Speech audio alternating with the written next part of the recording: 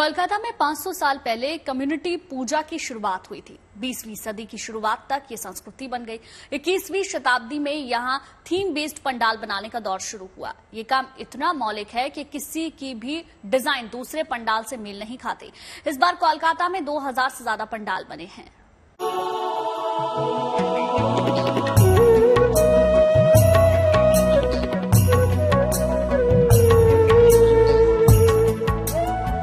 दुर्गा पूजा की रौनक पूरे देश में देखी जा रही है, लेकिन जो बात पश्चिम बंगाल में है वो शायद कहीं नहीं। थीम बेस्ड पंडालों में लोगों की भीड़ उमड़ने लगी है, क्योंकि हर पंडाल कुछ कह रहा है।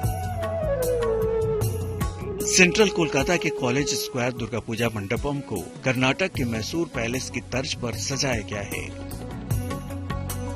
इसकी चर्चा दूर दूर तक फैल गई है, इसलिए पंडाल के खास दीदार के लिए लोगों का हुजूम उमड़ रहा है।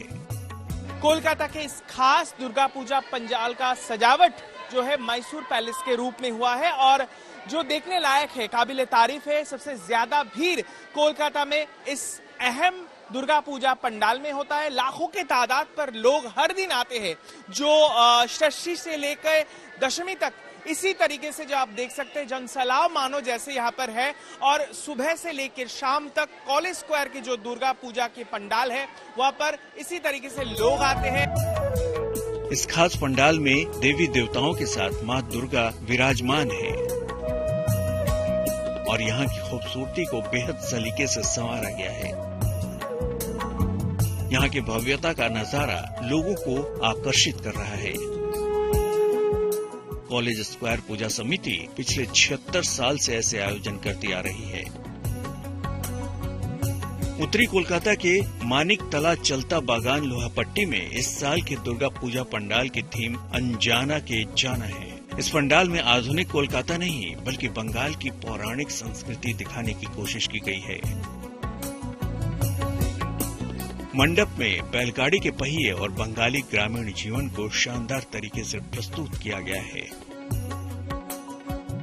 इस साल भी हर साल के जैसे इस तरीके से खूबसूरती से पंडाल सजाया गया है। जहां तक ताल्लुकात है बंगाल का, एक पुराना बंगाल से, यानी जो सब चीज इस्तेमाल किया जाता था पहले, जैसे मानो ये जो है बैलगाड़ी का पहिया जो शायद अब इस्तेमाल नहीं होता और समय के साथ ये बदलाव आ गया है। लेकिन कभी एक दौर हुआ करता था जब ये इसी कोलकाता में बैलगाड़ी भी चलता था। उसके साथ साथ जिस तरीके की चीजें फिलहाल इस्तेमाल नहीं किया जाता, उन सब चीजों को फिर से बहुत ही बेहतरीन और खूबसूरत तरीके से यहाँ पर इंस्टॉल किया गया है। दरअसल इंस्टॉलेशन का काम है, जैसे मिट्टी का मान लीजिए मटका हो या फिर जिस तरीके से चीजें जो पहले इस्तेमाल किया जाता था उसको इसके सजावट और बनावट में इस्तेमाल किया गया है।